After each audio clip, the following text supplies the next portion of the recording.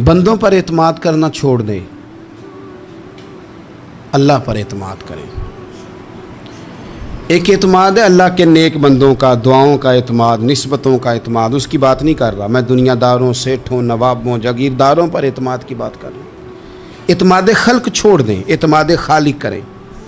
بندوں پر بھروسہ نہیں، بھروسہ اللہ کی ذات پر۔ جو بندہ رب کی ذات پر بھروسہ کرتا ہے مضبوط ہو جاتا ہے، طاقتور ہو جاتا ہے، کمزور نہیں پڑتا۔ یہ ضروری نہیں کہ آپ کے دوست مخلص نہیں تھے تو اس لیے آپ کا کام نہیں ہو سکا، یہ ضروری نہیں ہوتا۔ ہو سکتا ہے آپ کے دوست پورے مخلص ہوں، تعاون بھی پورا کرنے کو تیار ہوں، پر رب کریم کا ارادہ قدرتی نہ ہو کہ آپ کا کام ہو۔ کیا کر لیں گے آپ کے احباب، آپ کے دوست کیا کر لیں گے؟ اللہ کا ارادہ قدرتی نہیں۔ شاید اسی لیے کسی درویش نے کہا تھا کہ خوش نصیب وہ ہے جو اپنے نصیب پہ راضی ہے۔ وہ شاید زیادہ نصیب والا ہے جو اپنے نصیب پہ خوش ہو گیا۔ عزیز دوست، چیزوں کو سمجھ لیں اور اچھی طرح سے آپ سمجھ لیں کہ ہو سکتا ہے کہ آپ کے دوست آپ کو پورا کندھا دینا چاہ رہے تھے، وہ تیار تھے، پر اس وقت آپ کا نصیب ہی کچھ اور تھا۔ آپ ان خزانوں پر زیادہ توجہ کریں جو خزانے رب کے پاس ہیں۔ ہمیں اپنے تعلقات پر بڑا بھروسہ ہوتا ہے، ہمیں بڑا پتہ ہوتا ہے اتنے لوگوں سے میرا جرانہ ہے، فلانے سے میرے دوستی ہے۔ اور بھئی یہ سارے کام تب ہوں گے جب رب چاہے گا۔ بہترین ڈاکٹر کے پاس جا کے دوا کھا لے میرے عزیز، شفا تبھی ہوگی جب میرا اللہ چاہے گا۔ سارے ٹیسٹ کر لیے ہیں ڈاکٹر نے مریض کے، ساری رپورٹیں آ گئی ہیں، ہر چیز ٹھیک ہے، لیکن نہ وہ کھا پاتا ہے، نہ وہ سو پاتا ہے، نہ وہ چل پاتا ہے، نہ وہ ہنس پاتا ہے۔ اس نے پوری دنیا جہاں تک اس کی دوڑ تھی اس نے لگا لی، لیکن لازمی نتیجہ یہ نکلتا ہے کہ اسے کہنا پڑتا ہے کہ ہوگا وہی جو میرا رب چاہے گا۔ اس لیے جو خزانے میری جیب میں، آپ کی جیب میں ہیں، جو تعلقات ہمارے ہیں، ان تعلقات پر بھروسہ نہ کرو، بلکہ وہ خزانے جو اللہ کے پاس ہیں ان پر بھروسہ کریں، آپ مضبوط ہو جائیں گے۔ داتا گنج بخش علی اجویری وہ کہتے ہیں کہ علاقے میں قحط پڑ گیا تھا، گندم کا ایک دانہ لوگوں کو میسر نہیں تھا، بارش نہیں ہوئی، سالوں بیت گئے، لوگ بڑے پریشان تھے، بڑی آزمائش میں تھے، ہر بندہ تکلیف میں تھا۔ بازار میں لوگ آتے تھے تو سہمے سہمے سے، ڈرے ڈرے سے، پریشان پریشان سے۔ قحط ہے، آزمائش ہے، مجبوری ہے، جانور بھوکوں مر رہے ہیں۔ اللہ تبارک و تعالیٰ کی طرف سے لوگوں پر ایک آزمائش ہے، لوگ صبر کر رہے ہیں۔ کہتے ہیں کہ غلام بازار آیا تھالا لے کے کچھ خریدنے، آیا بھی تو اٹکیلیاں کرتا، اور چیزیں خریدی تو ہنستے ہوئے، اور جانے لگا تو مسکراتے ہوئے۔ پریشانیوں میں، دکھوں میں کو بندہ اگر اس طرح ہنسے تو بعضوں کا طبیعت چڑ جاتی ہے کہ یار ہم پریشان ہیں، تجھے کس بات کی خوشیاں چڑھی ہوئی ہیں۔ کہتے ہیں لوگوں نے بازو تھام کے غصے سے کہا تو اتنا خوش کیوں ہے جب سارا شہر پریشان ہے، سارا ملک آزمائش میں ہے، تو اتنا کیوں ہنس رہا ہے؟ کہنے لگا تم ہوگے پریشان، میں جس کا غلام ہوں نا، میرا جو آقا ہے، اس نے اپنے برتن بڑے پہلے گندم سے بھر لیے تھے، میرے آقا کے بڑولے بھرے ہوئے ہیں، لہذا میں کسی پریشانی میں نہیں ہوں، خوش ہوں۔ داتا علی اجویری رحمۃ اللہ علیہ کمال کر گئے، سید حجویر مخدوم امم۔ داتا صاحب فرماتے ہیں اگر تیرا اور میرا رب کے خزانوں پر اتنا بھی یقین ہو جائے نا جتنا اس غلام کا اپنے آقا کے خزانے پہ ہے، تو پھر ہم ہر وقت رو کے نہ دکھائیں، پھر ہر وقت ہم غربتوں کے رونے نہ روئیں، پھر ہر وقت ہم یہ مایوسیوں کی کہانیاں نہ سنائیں۔ لوگ اگر کہیں کہ بڑے دکھ ہیں، بڑی آزمائش ہے، بڑی پریشانی ہے، دنیا بڑی تکلیف میں، بیماریاں آ گئیں، آفتیں آ گئیں، تو بندہ مومن ہنس کے کہتا ہے تم پریشان ہوگے، ہم تو جس رب کے ماننے والے ہیں اس کے خزانے بھرے ہوئے ہیں، اور ہمارا رب عطا کرتا ہے تو پھر اپنے کرم سے اس طرح عطا کرتا ہے کہ وَيَرْزُقْهُ مِنْ حَيْثُ لَا يَحْتَسِبُ۔ وہ کہتے ہیں میں اتنا دوں گا اور وہاں سے دوں گا کہ تجھے خبر بھی نہیں ہوگی، میں تجھے وہاں سے دوں گا کہ تو نے کبھی سوچا بھی نہیں ہوگا۔ آپ اگر چاہتے ہیں کہ زندگی سکون میں آ جائے، سکون میں، تو لوگوں کی جیبوں پہ نظر چھوڑ دیں، رب کے خزانوں پہ نگاہ جمائیں۔ اتنا نوازتا ہے، اتنا نوازتا ہے، اتنا نوازتا ہے کہ انسان حیران ہو جاتا ہے کہ مجھے اتنا بھی مل سکتا ہے۔ انسان طاقتور ہو جاتا ہے جب وہ سمجھتا ہے کہ سارا کچھ میرے رب کے دست قدرت میں۔ پھر وہ کوئی تخریب نہیں کرتا، کوئی غلط رستہ اختیار نہیں کرتا، کوئی چور دروازہ اختیار نہیں کرتا، بلکہ وہ اپنے رب کی رضا پہ راضی رہنے کا عادی ہو جاتا ہے۔ اب اللہ تبارک و تعالیٰ نے ایک قانون بنایا ہے، اور قانون ہمیں رب کریم نے اس طرح سمجھایا ہے کہ یہ ضروری نہیں ہے کہ جو تم طلب کر رہے ہو یا جو تم چاہ رہے ہو وہی ہو، اور وہ ہو تو وہ تمہارے حق میں بہتر بھی ہو۔ کوئی ضروری ہے کہ جو ہم چاہ رہے ہوں وہ بالکل ٹھیک ہی ہو اور وہ ہمیں مل ہی جائے؟ یہ کوئی ضروری ہے؟ کبھی بھی اپنی زندگی میں اس طرح کی تڑپ نہ پیدا کریں، ورنہ آپ بے چین ہو جائیں گے۔ آپ کی زبان پر کئی شکوے آئیں گے، کئی شکایتیں آئیں گی، آپ بہت ساری جگہوں پہ نافرمانی والے جملے بول دیں گے معاذ اللہ۔ بس رب جو فیصلہ کرے اس پہ راضی رہنا سیکھیں۔ فرما کل نفس ذائقۃ الموت، ہر جان نے موت کا ذائقہ چکھنا ہے۔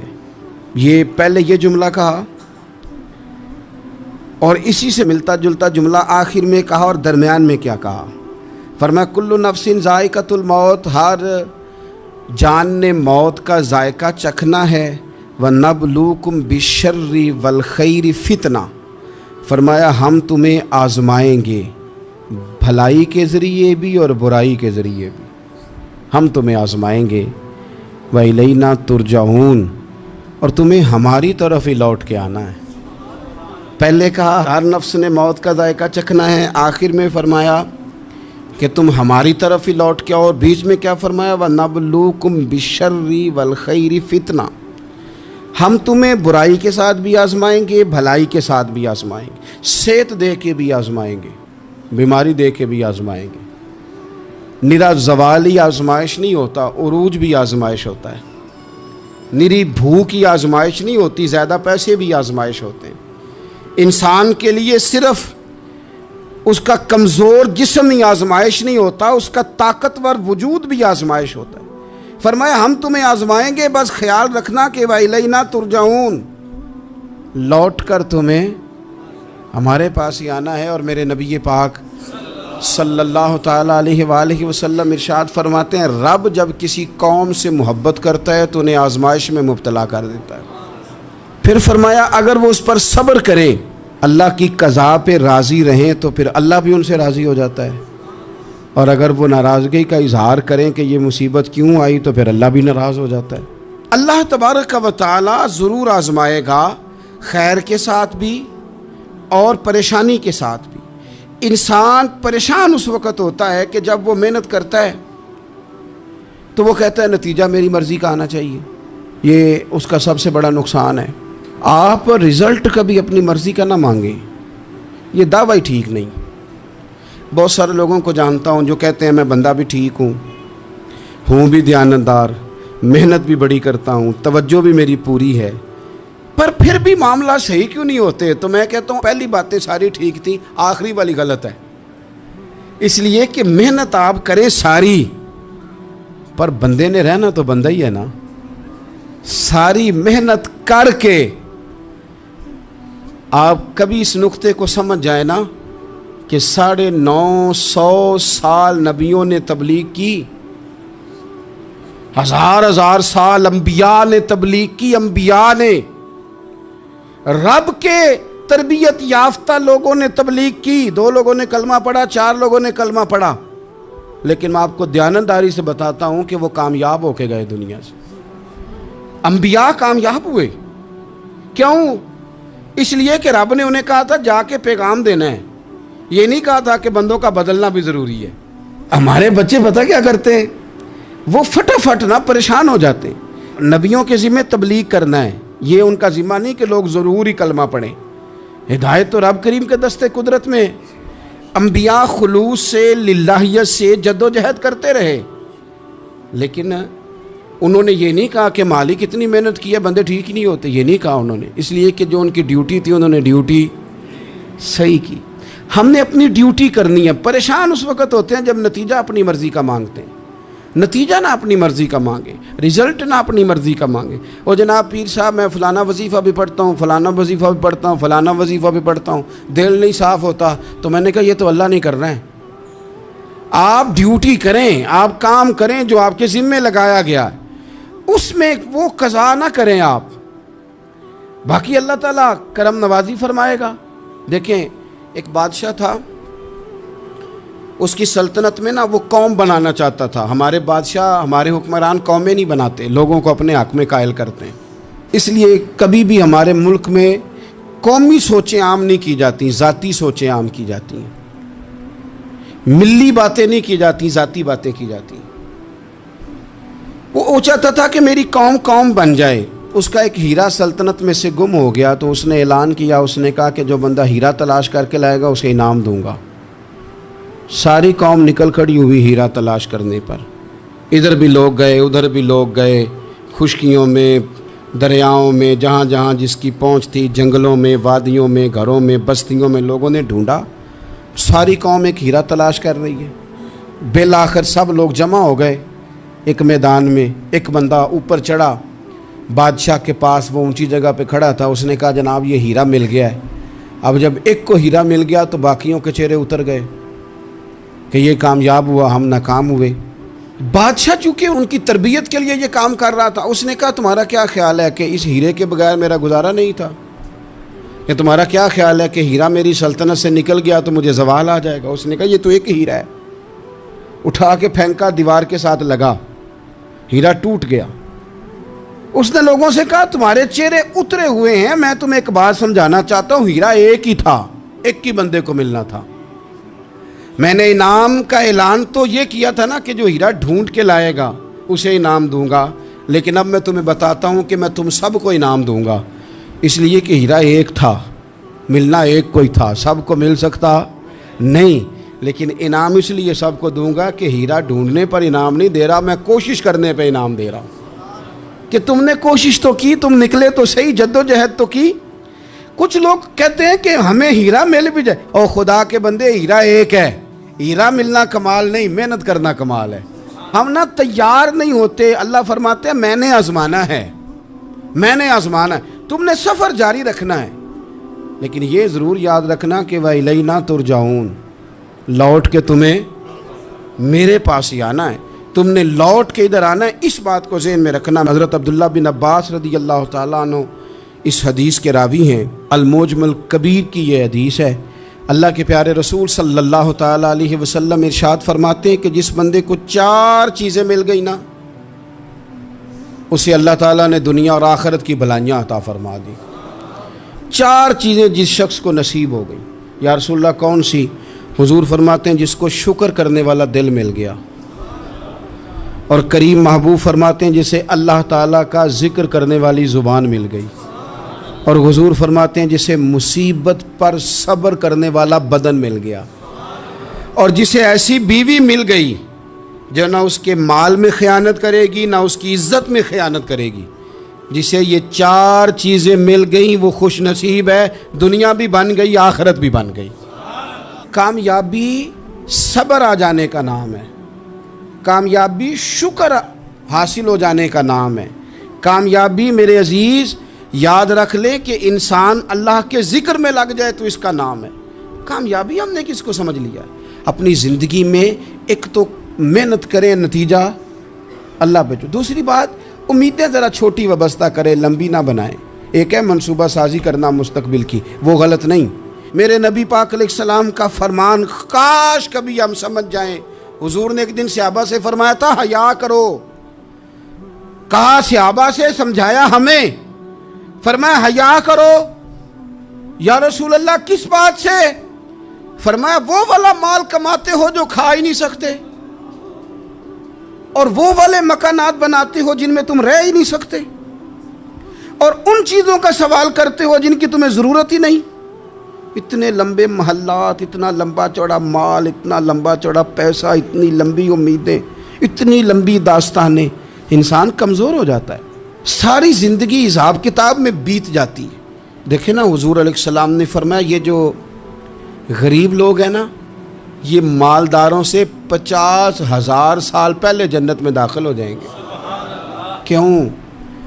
اس لیے کہ جس کے بیگ زیادہ ہوتے ہیں نا، ایئرپورٹ پہ پھنس جاتا ہے، الجھ جاتا ہے۔ وہ کبھی ایک آیا، دوسرا نہیں آیا، تیسرا نہیں آیا، چوتھا نہیں آیا۔ اور جو ہینڈ کیری والے ہوتے ہیں نا، 2 جوڑے، وہ تو بس جناب سب سے پہلے وہی نکلتے ہیں، اور ان کی گاڑی بھی کسی رش میں نہیں الجھتی، گھر وقت پہ پہنچ جاتے ہیں۔ مال تھوڑا تو حساب بھی تھوڑا۔ تو ہم نا لمبی امیدوں کے چکر میں اس لیے پریشان ہے۔ رب کہتا ہے وَإِلَيْنَا تُرْجَعُونَ، تم نے اپنے گھر واپس آنا ہے، تم نے ادھر لوٹنا ہے۔ تم اتنے لمبے چوڑے معاملات کا شکار نہ ہو جانا۔ آپ اگر سکھی رہنا چاہتے ہیں نا تو عاجزی اختیار کریں۔ کیوں کہ جب آپ عاجزی اختیار کریں گے تو آپ کو اللہ کی مخلوق اچھی لگنے لگ جائے گی۔ کیوں کہ آپ اپنے سے بھی کسی کو بہتر سمجھتے ہیں۔ جب تک آپ میں تکبر ہے، میں نے دیکھا ہے کہ لوگ تکبر کا شکار ہو جاتے ہیں، کسی کو جھوٹا، کسی کو بددیانت، کسی کو فراڈیا، کسی کو دھوکے باز، کسی کو ڈاکو، کسی کو چور، کسی کو غدار، کسی کو فلانا، کسی کو فلانا۔ اصل بات کیا ہے؟ اصل بات یہ ہے کہ اس شخص کے دماغ کے اندر تکبر کا سودا سما گیا، یہ کسی چکر میں پڑ گیا ہے، اس کو ہیضہ ہو گیا ہے پرہیزگاری کا۔ یہ سمجھنے لگے کہ جو میں سوچتا ہوں وہ صرف وہی ٹھیک ہے۔ تیرا یہ دعویٰ ہے کہ ساری مخلوق ٹھیک نہیں، اور میرا رب فرماتا ہے لَقَدْ خَلَقْنَا الْإِنسَانَ فِي أَحْسَنِ تَقْوِيمٍ، میں نے مخلوق بنائی بڑی سونی ہے۔ ہم نا جب یہاں آ جاتے ہیں نا، یہاں ایک شخص تھا جس کا نام تھا بلعم بن باورہ، یہ بڑا مستجاب الدعوات تھا، جو دعا مانگتا تھا اللہ قبول فرما لیتا، پرہیزگار تھا۔ اسم اعظم اللہ نے اسے عطا کر دیا۔ حضرت موسیٰ علیہ السلام کے دور میں حضرت موسیٰ علیہ السلام نے جب اپنی قوم کو لے کے جبارین کے خلاف جہاد شروع کیا، نکلے تو اس طرف آنا تھا جس طرف یہ رہتا تھا۔ لوگ سارے اکٹھے ہو کے اس کے پاس آئے، آ کے کہنے لگے حضرت موسیٰ علیہ السلام آ رہے ہیں اپنی قوم کو لے کے حملہ کرنے کے لیے، تو دعا کر دے، معاذ اللہ نبی کے خلاف دعا کر دے، تو بد دعا کر دے تاکہ وہ آ نہ سکیں، تیری دعائیں قبول ہوتی ہیں۔ پہلے تو کہنے لگا کہ کتنے بدبخت ہو، مجھے نبی کے خلاف بات کرنے اور دعا کرنے کا کہہ رہے ہو، معاذ اللہ، بدبخت ہو، دوڑ جاؤ۔ لیکن اللہ سے یہ توفیق مانگے کہ وہ انسان کا شعور سلامت رکھے، شعور سلامت۔ حضرت سلطان باؤ رحمۃ اللہ علیہ نے اپنے دور میں کہا تھا کہ ایمان سلامت ہر کوئی مانگدا ہے، عشق سلامت کوئی، وہ تو انہوں نے کہا تھا نا۔ اور آج کیا حال ہے کہ مال سلامت ہر کوئی مانگدا ہے، تو ایمان سلامت کوئی۔ اب کہاں ایمان سے، اب تو مال سلامت مانگتے ہیں الا ماشاء اللہ۔ تو انہوں نے کہا تھا کہ ہمارے دور میں سارے ایمان کی سلامتی مانگتے ہیں اور میں عشق کی مانگتا ہوں۔ اور میں لوگوں کو کیا کہوں، میں تو یہی کہہ سکتا ہوں حضرت سلطان صاحب سے معافی لے کے کہ حضور ہونتے مال سلامت ہر کوئی منگدا ہے، تھے ایمان سلامت کوئی۔ اب تو یہ حال ہو گیا۔ او بلعم بن باورہ غلط فہمی ہو گئی، پہلے تو لوگوں کو اس نے ڈانٹ دیا، لیکن جب لوگ دوبارہ آئے نا تو تحفے طائف لے کے آئے، لالچ میں آ گیا، پاگل ہو گیا، بیوقوف ہو گیا۔ ہرس ہوس یہ کہیں کا نہیں چھوڑتا انسان کو۔ لوگ نیک لوگوں سے بھی دینداری کا رشتہ نہیں بناتے، دنیا داری کا بنا لیتے۔ وہاں سے بھی مال ڈھونڈتے ہیں جہاں آ کے انہیں دنیا بھول جانی چاہیے تھی۔ مال آیا، دولت لے کے آئے لوگ، انہوں نے تحفے طائف دیے، وہ کہنے لگا ٹھیک ہے، پہلے ڈانٹ رہا تھا کہ نبی کے خلاف میں بد دعا کروں اور اب تیار ہو گیا، معاذ اللہ۔ گدھے پہ بیٹھ کے یا گدی پہ بیٹھ کے جا رہا ہے کہ پہاڑ پہ چڑھ کے حضرت موسیٰ علیہ السلام اور ان کی قوم کے خلاف معاذ اللہ بد دعا کرتا ہوں۔ تو رستے میں جاتے ہوئے نا گدی نے منہ پھیر کے کہا کہ باز آ جا۔ گدی کہنے لگی تو مجھے آگے بھیجتا اور فرشتے مجھے پیچھے بھیجتے، باز آ جا۔ بڑے لوگ کانوں میں اذانیں پڑھتے ہیں کہ سیانا ہو جا، سیانا ہو جا، لیکن جب کسی پر بدبختی غالب آتی ہے تو پھر وہ سمجھدار ہونے کو تیار نہیں ہو۔ اللہ تعالیٰ اپنی خفیہ تدبیر سے ہمیں محفوظ فرمائے۔ اللہ تعالیٰ ہمارے حق میں جب بھی فیصلہ کرے تو رحمت والا کرے، کرم والا کرے، آسانی والا کرے۔ چڑھ گیا پہاڑ پہ، اور پہاڑ پہ چڑھ کے جب اس نے ہاتھ اٹھائے، وہ لوگ جو بد دعا کرانے والے تھے وہ ساتھ ہی تھے، تو اپنے منہ سے لفظ نکالتا ہے حضرت موسیٰ کے خلاف، معاذ اللہ، لیکن وہ لفظ اپنی قوم کے خلاف نکلتے ہیں. وہ ان کے خلاف بد دعا کرنے چلا تھا، تو چونکہ ہر چیز اللہ کے دست قدرت میں ہے نا، تو زبان سے نکالتا کچھ ہے، نکلتا کچھ اور ہے. پھر وہ وقت بھی آیا کہ زبان لٹک گئی، سینے پہ آ گئی، عذاب آ گیا اللہ کا، تباہ ہو گیا اپنی قوم سمیت. اپنی زندگی میں یاد رکھ لیں اچھی طرح، ہرس، ہوس، تکبر، غرور، وہ کسی چیز کا بھی ہو، وہ انسان کو لے ڈوبتا ہے. اگر آپ زمین پہ کھڑے رہ کے لوگوں کو دیکھیں گے تو کچھ لوگ اگر آپ کو اپنے برابر نظر آئیں گے نا قد میں، تو کچھ انشاءاللہ بڑے بھی نظر آئیں گے. ہم نے لسٹیں بنا لی ہیں کہ کون کون کتنا غلط ہے. ہم نے ہر ایک کے بارے میں 2-4 باتیں یاد کر لی ہیں، فلانا اتنا خراب ہے، فلانا اتنا اور فلانا اتنا.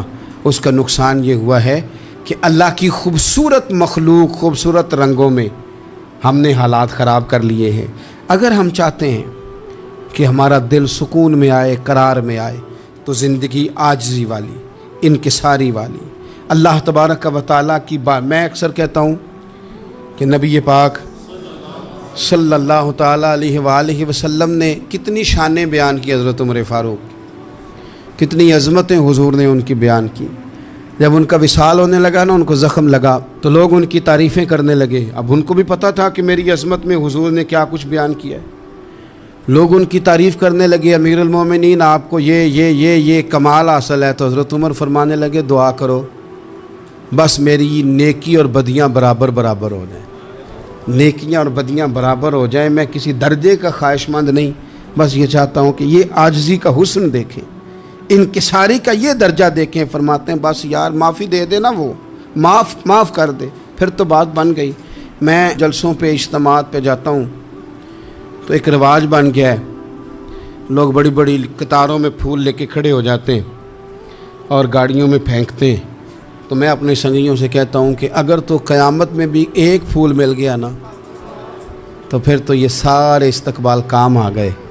اور اگر وہاں کھڑا کر لیا گیا نا، صحیح حدیث میں حضور نے فرمایا ہے کہ کچھ سوالوں کے لیے بندے کو محشر کے میدان میں کھڑا کر لیا جائے گا. ان سوالوں میں سے ایک سوال یہ بھی ہوگا کہ بتا اپنے علم پر عمل کتنا کیا تھا. تو میں نے کہا اگر تو روک لیے گئے تو پھر ان پھولوں کا کیا بنے گا، پھر تو آزمائش میں آ جائیں گے. اللہم استرنا بسترک الجمیل استغفر اللہ ربی من کل ذنب واتوب الیہ. اے اللہ، جو غلطیاں یاد ہیں ان سے بھی توبہ کرتے ہیں، جو بھول گئی ہیں ان سے بھی توبہ کرتے ہیں، جو ظاہر ہے ان سے بھی توبہ کرتے ہیں، جو چھپی ہوئی ہیں تیرا اور ہمارا راز ہے ہم ان سے بھی توبہ کرتے ہیں. مالک، جہاں جہاں جس مقام پر جس لحاظ سے عمدن یا سہون بول کر، لہجے سے اور اشارے کنائے سے بھی کہیں کو تیری نافرمانی کر بیٹھے ہیں، تو اس سے بھی تیری پناہ میں آتے ہیں. اپنی پناہ میں رکھیو، اپنی پناہ میں ہمیں ایمان کی موت دیجیے، اور صبح قیامت اپنے محبوب کی شفاعت ہمارے حق میں قبول فرمائیو.